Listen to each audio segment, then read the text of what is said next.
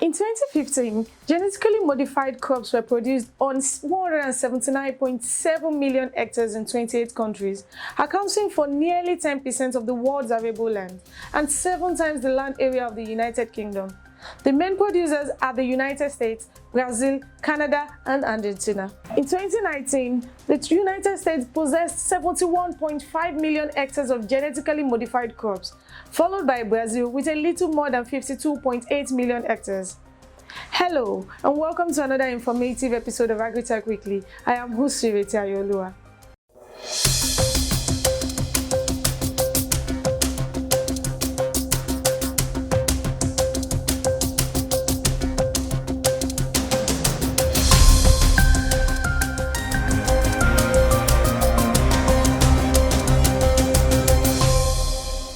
Have you ever heard of a tomato that doesn't rot?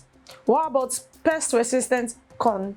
Food production has become increasingly technologically advanced throughout time in the ongoing fight against hunger. As a result, food that has been genetically modified is being produced. The technique of producing this known recombinant DNA technology or genetic engineering is viewed as a possible tool for improving food quality and crop output in the realm of food and agriculture. Genetically modified crops refers to the transfer of genes across species utilizing a variety of laboratory procedures such as cloning genes, splicing DNA segments together, and inserting genes into cells.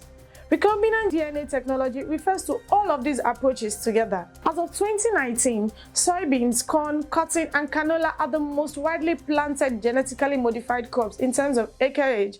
In that year, genetically modified cotton made about 13.5% of all cotton farmed globally.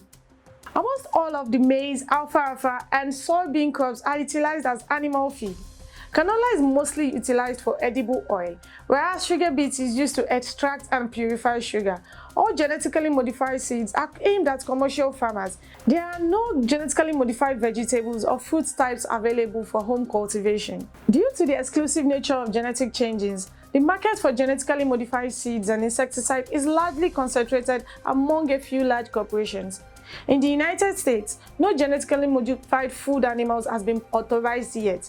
Genetically modified microorganisms are utilized to make rennet, which is used in cheese manufacturing, and genetically modified yeast has been authorized for winemaking. As a result of genetically modified agricultural products, the vitamin contents in agricultural products are being increased, and the fatty acid profiles has also been improved. Agricultural products are being genetically modified to improve stress tolerance levels of crops to high and low temperatures, salt, and drought.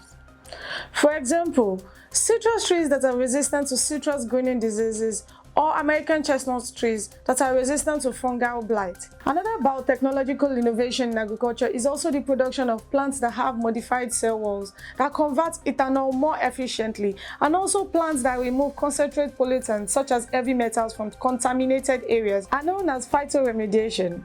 Some of the disadvantages of genetically modified foods include allergic reactions, reduced nutrition, toxins on the soil, and resistance of pests to toxins. As a result of the disadvantages of genetically modified food crops, the United States Department of Agriculture (USDA), the Environmental Protection Agency (EPA), and the Food and Drug Administration Agency (FDA) all have regulatory responsibility over genetically modified crops. They do not, however, regulate all genetically modified crops separately. USDA, for example, oversees the field release of most genetically modified plants, whereas the EPA only oversees pest and pesticide resistance characteristics, and the FDA only oversees crops meant for food, feed, or medicines. As a result, the EPA does not have the power to regulate a vitamin-enhanced tomato, and the FDA does not have the authority to control drought-tolerant topgrass. These federal authorities examine a wide range of data given by the crop developer, including the nature and stability of the transgene and its protein product, impact on non-target species in the field, food product composition, and allergic response potential. The crop is judged to have non-regulated status, which means it is authorized for commercialization if the authorities are satisfied that it poses no hazards to the environment or increases risks to food or feed safety. Thank you for joining me on this episode of Agritech Weekly. I remain Usiri Tayolua. Don't forget to follow us on all our social media platforms and subscribe to our YouTube channel at Agribusiness Weekend. For adverts and partnership, contact us via our social media platforms or call the numbers displayed on the screen. Agritech, think different.